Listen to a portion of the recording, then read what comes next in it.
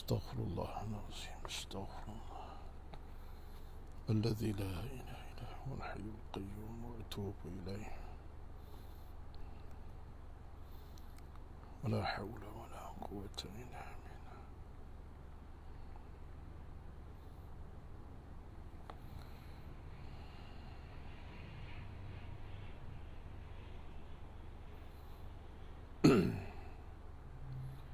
Astaghfirullahaladzim. Alladzi la ilaha illa huwa wa atubu ilaih.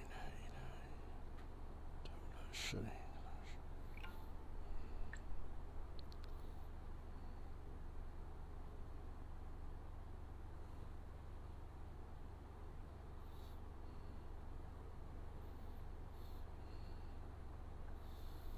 اللهم صل على محمد وعلى آله وصحبه أجمعين. اللهم لك الحمد كما ينبغي لجلال وجهك وعظيم سلطانك يا كريم يا رحمن يا رحيم يا منان يا بديع السماوات يا ذا الجلال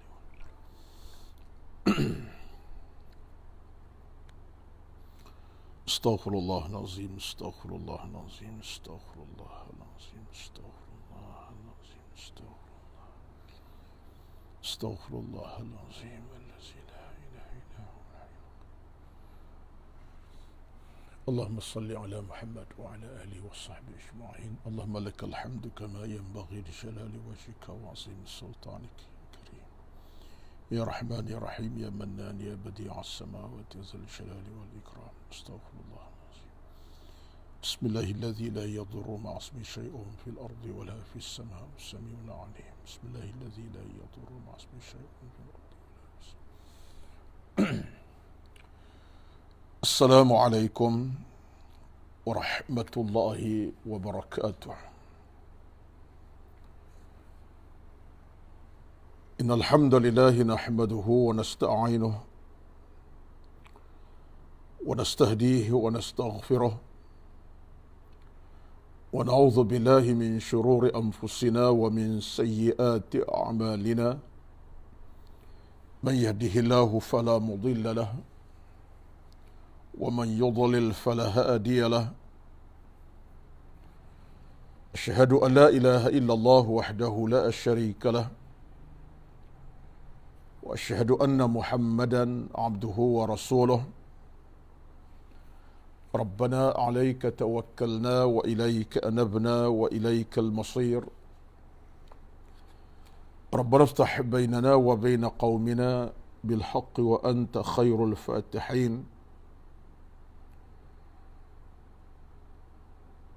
اللهم رب يسر أمورنا ولا تعسر علينا إنك على كل شيء قدير. ربنا إننا آمنا فاغفر لنا ذنوبنا وقنا عذاب النار. ربنا اصرف عنا عذاب جهنم إن عذابها كان غراما. اللهم رب اشرح لي صدري ويسر لي أمري واحلل عقدة من لساني يفقه قولي يا رب العالمين. أما بعد. أعوذ بالله من الشيطان الرجيم. يا أيها الذين آمنوا اتقوا الله حق تقاته ولا تموتن إلا وأنتم مسلمون. Sadaqallahul Azim, yang bermaksud, wahai orang-orang yang beriman, bertakwalah kepada Allah dengan sebenar-benar takwa, dan janganlah kamu mati melainkan matinya kamu dalam keadaan Muslim, menyerah diri kepada Allah dan mati sebagai seorang yang beriman.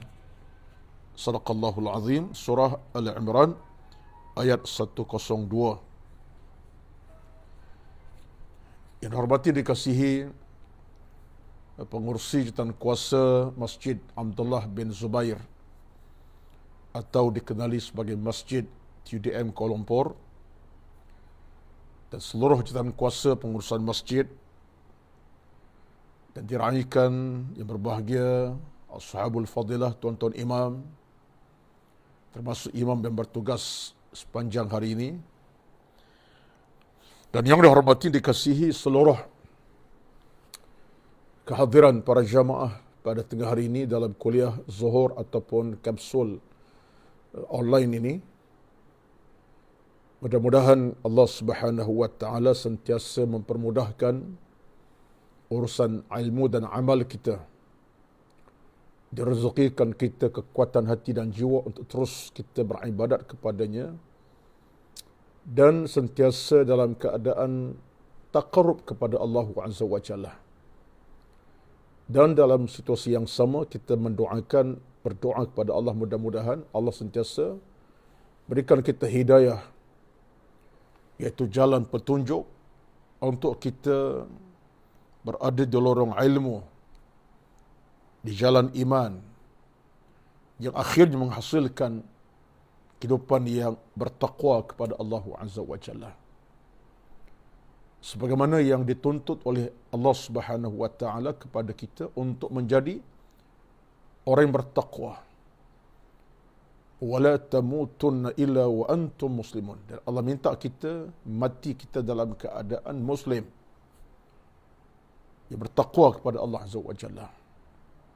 Dan pasti neraca takwa ni tuan-tuan neraca yang paling utama sekali, kerana di alam akhirat nanti Allah Subhanahu wa taala tidak akan memandang langsung kepada manusia berasaskan pangkat, warna kulit, kekayaan harta, ketinggian nama, kecantikan rupa paras dan sebagainya. Tapi Allah akan pandang hanya satu sisi pandang utama dalam agama, iaitulah inna akramakum indallahi atqakum. Inna akramakum indallahi attaqakum. Sesungguhnya orang paling mulia di antara kamu, akram, yang paling terbaik, yang paling mulia, yang paling sempurna, kata Allah, di kalangan kamu semua, bukan hartanya, bukan pangkatnya, bukan cantik, bukan putih, hitam kulitnya, tetapi atqakum, orang yang paling bertakwa kepada Allah Azza wa Jalla. Bahkan Nabi SAW langsung dalam tegasan baginda meletakkan takwalah sebagai kunci utama di kalangan manusia yang berbilang bangsa, keturunan dan warna kulit yang tidak sama ini. Dan kita kena mengambil peringatan tentang hadis Nabi tersebut. Saya pernah bersabda dalam beberapa riwayat, di antaranya riwayat yang disebutkan betapa Nabi telah bersabda, ya ayyuhan nas, ala inna rabbakum azza wa jalla wahidun, wa ala wa anna abakum wahidun, ala la fadla li arabiyyin ala ajamiyyin, ala la fadla li aswadin ala ahmar illa bittaqwa.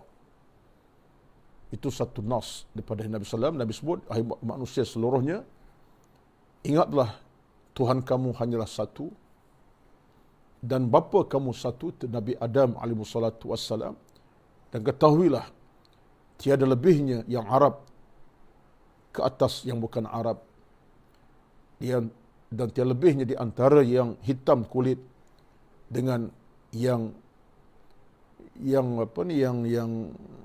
merah-merah begitu, ataupun putih antara hitam lah mudahnya, kecuali taqwa, illa bittaqwa. Itu satu nas. Dalam nas yang lain bersabda, kullukum min Adam wa Adamu min turab, la fadla li arabiyyin ala ajamiyyin wa la abyad ala aswad illa bittaqwa. Semua kamu daripada Nabi Adam yang satu, tak ada beza di antara yang Arab dengan yang bukan Arab, yang putih kulit, yang hitam kulit, kecuali taqwa. Illa bittaqwa, kecuali taqwalah yang membezakan kamu. Jadi kunci utama kita ni tuan-tuan, dalam perjalanan hidup kita seharian, untuk kita sampai ke tahap yang paling terbaik dalam urusan hidup dunia lagi, apalagi di alam mahsyar, ialah taqwa, taqwa, taqwa, taqwa. Ia bukan masalah sesuatu yang bersifat teorikal, ya, walaupun bunyi macam teorikal, tapi tidak, ia satu praktikal. Bertakwa ini diajar oleh agama, diberi suntikan oleh agama untuk kita sampai ke tahap itu. Dan bila sampai tahap takwa dalam kehidupan beragama, arti kita telah meletakkan diri kita dalam neraca yang betul. Kalau kita hidup dalam neraca hanya kerana pangkat, yang kita rasa gah kerana pangkat, orang lain tak berpangkat, tolak ke tepi. Kita gah kerana cantik paras, orang yang tak bercantik tolak ke tepi. kita letak kerana bangsa kita sebagai bangsa terbaik, bangsa lain dianggap tidak baik, ataupun seumpamanya, itu sesuatu yang belum sampai ke tahap yang dia minta oleh agama kepada kita. Jadi neraca taqwa, neraca kebersamaan, neraca yang bersifat jama'i ataupun komprehensif, yang mesti dibentuk, dicanang, dibina, dibangunkan dalam urusan kehidupan kita seharian selama kita hidup sebagai hamba Allah di atas bumi yang terbentang indah dan luas ini. Jadi tajuk kita hari ini ialah dalam kapsul iman ini, kapsul rohani pada hari ini tentang jadilah insan yang bertakwa. Tajuk simple. Saya pun tak berani bercakap tajuk yang berat-berat tuan-tuan ya. Saya pun tak ada kemampuan cakap benda berat-berat, tapi saya ambil tajuk yang simple.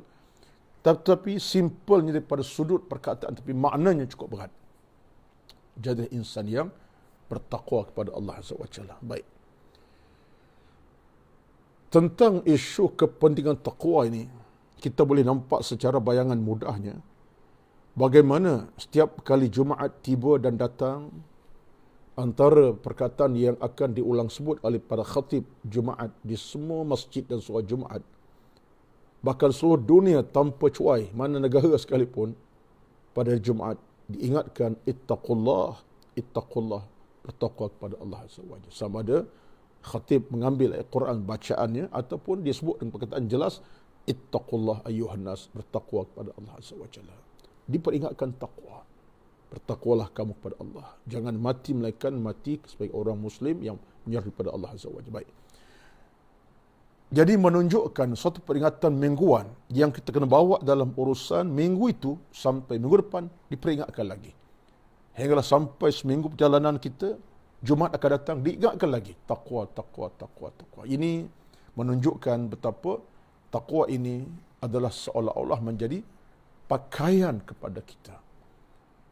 Libas sudah, pakaian kita seolah taqwa.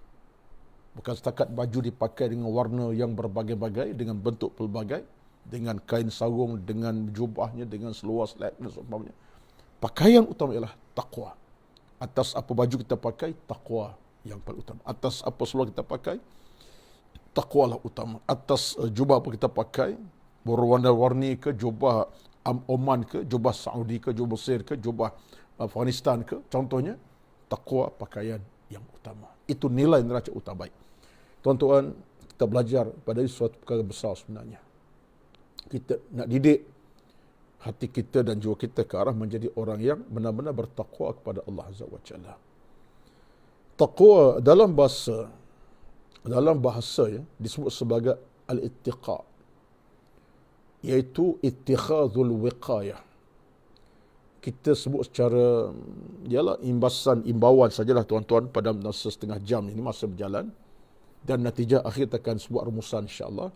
Taqwa dalam bahasa ialah dengan makna penjagaan, pengawalan, al-wiqayah. Itu kita menghalang daripada berlaku sesuatu yang tidak elok. Di kalangan para ulama disebut taqwa dengan makna bahasa juga sebagai al-ihtiraz bi ta'atillah an uqubatih. Wa huwa siyanatun nafsi amma tustahiqqu bihi al-uqubah min fi'lin aw tark. Taqwa ini disebut setengah ahli ilmu sebagai kita berjaga-jaga daripada hukuman Allah Azza wa Jalla dengan ketaatan. Tak berlaku hukuman atas kita, kita mentaati Allah dan jaga diri kita daripada benda-benda yang membinasakan kehidupan kita. Itu taqwa. Itu makna bahasa secara umum. Baik. Adapun taqwa dalam maksud yang agak mendalam istilah, saya mengambil beberapa pandangan lah tuan-tuan ya. Kita cuba tinjau pandangan-pandangan dan kita bawa dalam kefahaman beragama kita. Kita nak bawa dalam sorotan supaya kita faham ini taqwa sebenarnya. Taqwa disebut yuradu biha al-ikhlas. Taqwa ialah ikhlas. Taqwa juga ialah dengan makna yattaqil 'abd ma siwa Allah Ta'ala. Seorang hamba itu tidak ada Tuhan yang lain dalam hidupnya Allah Azza wa Jalla. Di pertuangan Allah Tuhan yang satu. Dia memahami perintah Allah, dia tunaikan, dia faham Allah larangan, dia tinggalkan. Hanya Allah saja hidupnya. Itu maksud taqwa. Taqwa juga disebutkan sebagai muhafazatu adab syariah, iaitu muhafazatu adab syariah, kita menjaga hukum hakam syariat. Itu taqwa. Kita jaga hukum hakam syariat. Kita tak mencuri, tak merompak, tak menyamun, tak berzina, tak menipu dusta. Taqwa itu menjaga adab-adab syariat atau adab Islam. Taqwa juga disebut sebagai mujanibatun kullu ma yub'iduka 'anillah. Sesuatu yang kita jauhi daripada benda yang boleh menjauhkan kita pada Allah Azza wa Jalla. Itu taqwa. Benda yang Allah larang kita jauhi segera. Taqwa. Taqwa juga ialah disebut sebagai benda yang ala tara nafsak khairan min ahad. Kita melihat di kita ni ada kelemahan dan tidak pandang lagi orang lain. Taqwa juga tu. Kita rasa kita negah, perkasa, sempurna tak, kita rasa kita lemah, ada kelemahan, ada kekurangan. Taqwa tu. Kita merendahkan diri kita dalam kerangka kita ni ada kelemahan, ada kekurangan. Tak mudah kita nak hina orang dan sebagainya. Itu taqwa. Baik. Yang saya nak rumuskan taqwa ini tuan-tuan ialah, kata Imam Al-Ghazali, harta yang terpendam yang paling berharga sekali. Itu kata Imam Al-Ghazali, ya. Taqwa adalah harta terpendam yang paling berharga sekali. Jika kamu mendapatnya, maka seolah-olah berkumpul kebaikan dunia akhirat dalam taqwa itu. Imam Al-Ghazali anggap taqwa harta yang terpendam yang paling utama. Seolah harta Qarun kot lebih kurang, jumpa tu, kita cukup seronok. Itu gambaran Imam Al-Ghazali tentang nilai taqwa, seolah harta yang terpendam. Kita dapat, kita seronok, dan kita dapat satu-satu yang besar dalam hidup kita. Itu pandangan Imam Al-Ghazali rahmatullahi alaihi. Dalam hal ini, saya kira kalau kita boleh ta'rifkan taqwa dalam bahasa, dalam istilah yang mudah, yang kita boleh faham secara total dan tidak susah untuk dipaham, taqwa kata para ulama ialah fi'lul awamir wajtinabun nawahi. Taqwa ialah buat apa yang Allah perintah dan tinggalkan apa yang dilarang, yang Allah larang kepada kita lakukannya. Taqwa itu cara mudah kita faham dan kita boleh applykan segera. Taqwa ialah fi'lul awamir, buat, tunaikan apa Tuhan perintah, wajtinabun nawahi, dan menjauhi larangan tegahan Allah Azza wa Jalla. Buat apa diperintah dan tinggalkan larangan Tuhan. Jadi orang yang mampu buat apa Tuhan suruh, tinggal benda Allah larang, itu taqwa. Jadi ini suatu ta'rifan yang saya rasa paling simple dan paling dekat dengan jiwa hati kita. Sebab inilah satu lumrah yang saya rasa kita cuba nak cari. Di mana taqwa sebenarnya di mana aku dengan taqwa sebenarnya. Jadi bila kita sampai tahap buat apa Tuhan suruh, tinggal apa Tuhan larang, taqwa. Jadi Tuan boleh bayangkanlah, saya boleh bayangkan. Kalau benda yang Allah suruh kita payah nak buat, yang Allah larang cepat kita buat, tak ada taqwa dalam hidup kita. Allah suruh solat tapi tak solat. Allah kata tinggal mencuri, merompak juga. Tak ada taqwa. Kita hidup tanpa taqwa. Kita hidup sekadar hidup, makan, minum, pakai, seronok, santai, bercakap, bersuara, tapi tak ada taqwa. Apa nilai kita sebagai manusia hidup tanpa taqwa? Tak ada apa. Kita umpama seekor binatang, minta maaf, yang hanya tahu berak, kencing, kemudian makan apa dia nak makan, tak kira busuk dan baik, tak ada moral pun nak berfikir. Jadi ini bukan akhlak kita. Jadi tuan-tuan, macam mana pun kita rasa taqwa ini, dia tetap merupakan satu keutamaan yang kita nak letak sebagai jalan kehidupan kita. Taqwa baik. Kalau kita nak bercakap dalam masa yang terbatas 10-11 minit terakhir, tak apa, kita ikut time. Pukul 1 kita tamatkan, tak apa. Setengah jam ni tuan-tuan, saya hanya bercakap dalam kerangka umum, tajuk yang umum, kemudian kita beri satu poin-poin yang kita boleh faham dan kita amal bersama insyaAllah. Baik. Bagaimana kita jadi orang bertakwa? Kaifa akuna taqiyan? Kita letak soalan.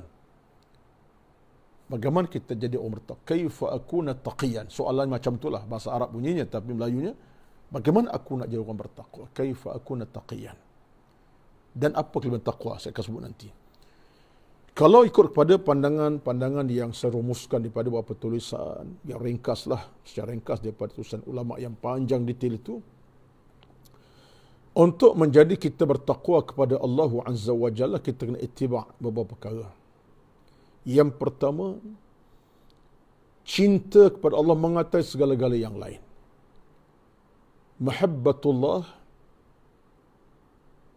cinta Allah itu mengatasi segala yang lain. Mana kita merasa dalam hati kecil kita ada Tuhan yang maha besar, maha berkuasa, maha esa, maha agung, dengan segala-gala keesaan ada padanya, yang sentiasa memantau perjalanan kita, yang berikan rezeki, makan, minum, semua sekali Allah Azza wa Jalla. Maka timbul situ mahabbah. Itu proses pertama kita jadi orang bertakwa. Dan saya nak kata apa, kita tak tahulah tuan-tuan. Sebab hubbullah itu satu kunci besar. So orang yang cinta mahabbatullah dalam hidupnya, dia tidak akan dikecewa dan terkecewa dalam urusan hidup dan agamanya. Dia tak, macam mana dia nak kecewa dalam agama sebab Allah bersama dengannya. Waktu susah Allah ada bersamanya, waktu senang lagilah Allah bersama dengannya. Waktu diuji dalam pelbagai ujian, Allah bersama dengannya. Waktu dia dapat nikmat yang pelbagai, Allah pasti bersama dengannya. Dia dapat rezeki dalam hidup, daripada soal yang rezeki yang makan minum, sampai rezeki macam-macam, rezeki keluarga macam-macam. Dia rasa tu mahabbatullah. Ini cara pertama untuk menjadi orang bertakwa kepada Allah Azza wa Jalla. Hubbullah. Allah, Allah, Allah, Allah. Seolah lafaz bibirnya tidak ada melainkan Allah, Allah. Lafaz hati pun Allah, Allah. Lafaz jiwa pun Allah, Allah. Saat susah pun Allah. Saat senang lagi lah Allah Azza wa Jalla. Itu satu. Yang keduanya, kata para ulama, untuk kita menjadi orang bertakwa, kaifa akuna taqiyan tadi, yang kedua ialah an yastashyara al-'abd fi qalbihi muraqabatullah taala. Kita kena merasakan Allah sentiasa memantau kita, muraqabatullah, Allah memantau kita. Allah Maha mengetahui semua urusan kita dalam semua keadaan, fi kulli ahwalina. Itu kunci yang kedua. Kita merasakan Allah memang memantau perjalanan kita. Muraqabatullah. Ialah dari sudut kita merasa Allah mantau, dan kita kena pantau diri kita juga. Supaya tidak terjebak dengan kejahatan, tidak tergelincir pada dasar ilmu dan taqwa. Jadi maknanya kita rasa Allah memantau kita. Aku dijaga oleh Allah, tahu kebaikan, kejahatan, keburukan. Bahkan dalaman diri aku Allah tahu apa rahsia dalamanku. Yang nampak, yang tak nampak, yang zahir, yang batin. Jadi, muraqabatullah. Cantik dan menarik sekali. Yang ketiga, untuk jadi orang bertakwa ialah an ya'lama ma fil ma'asi wal atham min asy-syurur wal alam. Fadh-dhunub wal ma'asi sababun syurur fi dunya wal akhirah. Kita kena faham betapa maksiat dan dosa ini suatu ancaman yang memusnahkan kita dunia dan akhirat. Ini satu perkara yang besar, tuan-tuan. Yang ketiga ni besar, sangat-sangat besar ni.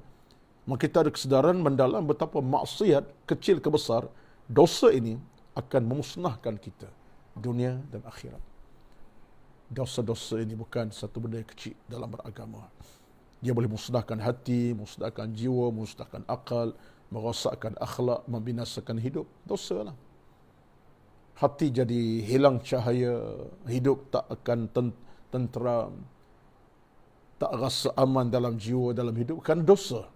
Sebab dosa ini menggelapkan. Dosa ini menggelapkan kita pencahaya kehidupan. Orang jadi tak tahu arah kehidupan akhirnya. Sekarang dosa. Hilang kewarasan berfikir, hilang akal, hilang cara hidup yang baik. Dosa. Jadi dosa ini, ancaman boleh merosak segala-galanya, kita rasa yang tu. Ini cara kita nak dapat takwa. Bila kita dah faham dan tahu dosa ini satu ancaman kepada kita, pastilah orang bertakwa tidak akan terjebak dengan dosa dan buat dosa. Dia akan cuba jauhi dengan seupayanya. Baik. Yang keempatnya ialah untuk kita capai taqwa ni, kata para ulama, kita memahami tentang makaidus syaitan wa masaidih. Kita sentiasa faham betapa gangguan syaitan ni bahaya. Tipu daya syaitan, gangguan syaitan kepada kita, terhadap kita ni memang satu benda yang berbahaya. Kita kena faham. Hilangnya kewarasan bertindak kerana syaitan ganggu. Hilangnya akhlak mulia, merosakkan jiwa hati kerana syaitan. Jadi kita memahami, belajar tentang bagaimana syaitan itu boleh ganggu kita. Kita cuba cari jalan untuk melawan syaitan. Jadi kita faham syaitan itu musuh kita yang paling besar, menyebabkan akhirnya kita akan dapat nilai taqwa. Jadi sebut kepada tuan-tuan 4 perkara tadi, kata para ulama, satu rumusan tentang bagaimana kita nak mencapai taqwa dalam hidup beragama. Namun begitu, apa yang penting kepada kita ialah selama-lamanya tuan-tuan dan puan-puan, isu menjadi orang bertakwa ni satu isu yang tidak akan terhenti peringatannya selama kita hidup di alam bumi yang terbentang ini. Sebab kita akhirnya kena ingat, sampai ketika masa kita meninggal dunia, kita nak meninggal dalam redha Allah, bukan murka Allah Azza wa Jalla. Dalam redha rahmat Allah, bukan kemurkaan dan kebencian Allah kepada kita. Maka asas utama dan paling penting untuk dapat semua itulah dengan kita bertakwa kepada Allah. Nilai takwa meresap dalam jantung hati. Baik. Penghujungnya dalam masa 4 minit terakhir pada petang ini, tengah ini,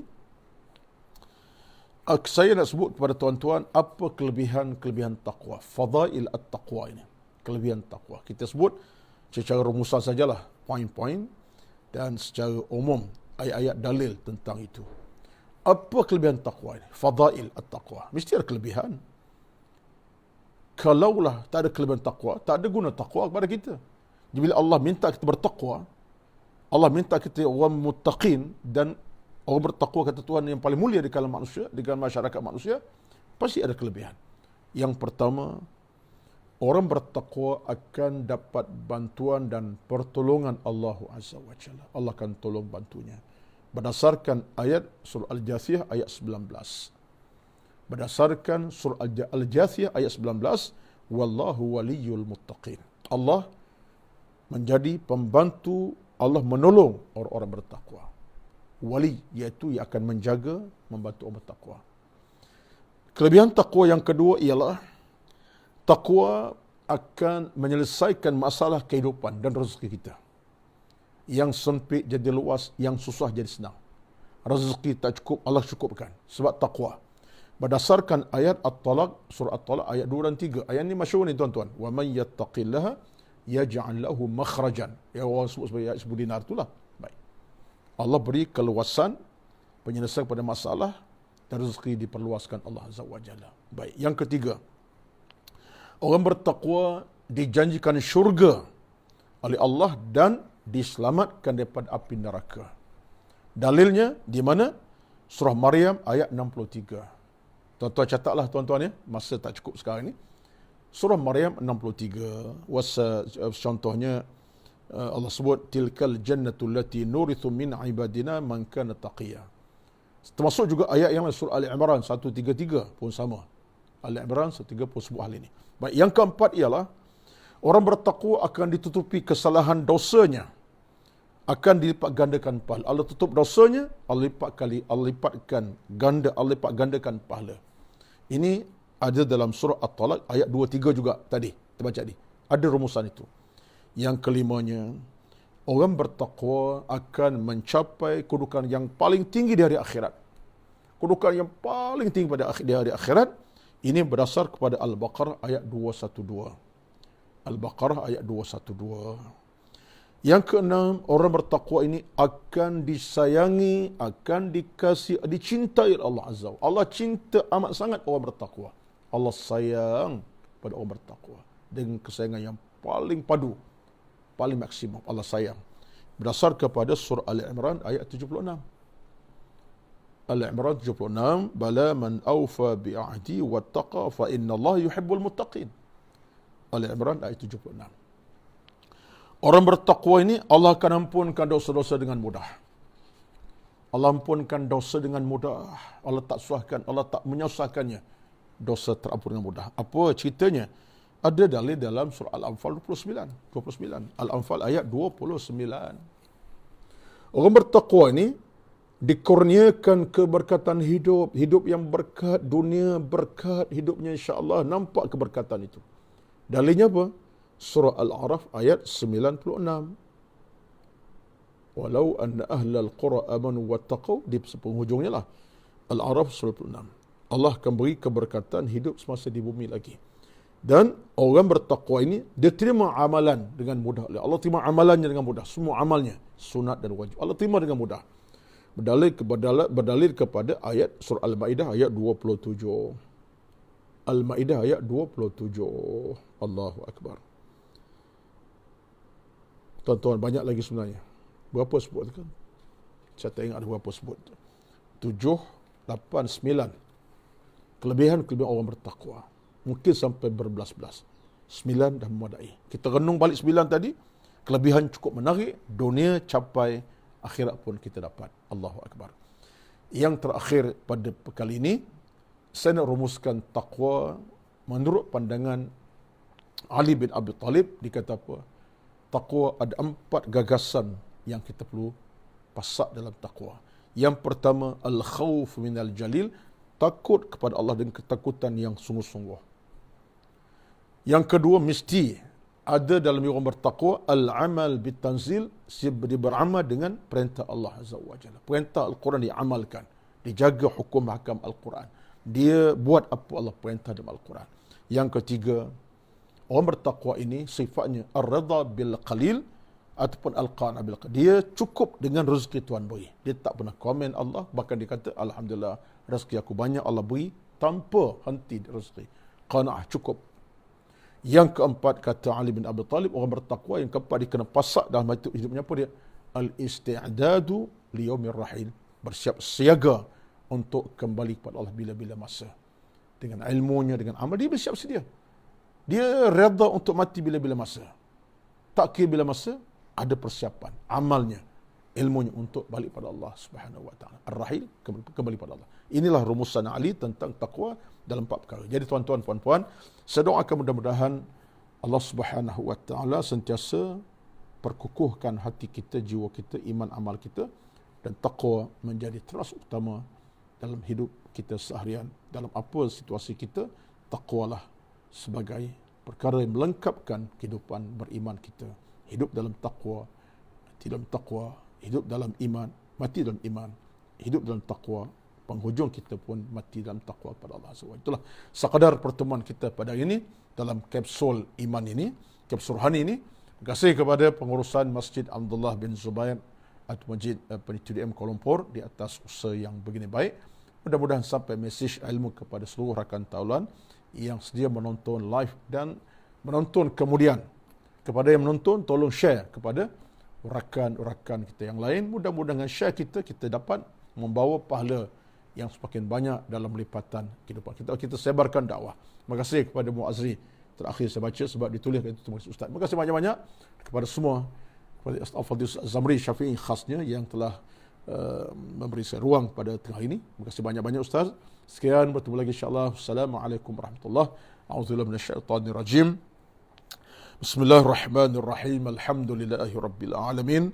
Wassalatu wassalamu ala sayyidina Muhammad wa ala alihi wa sahbihi ajma'in.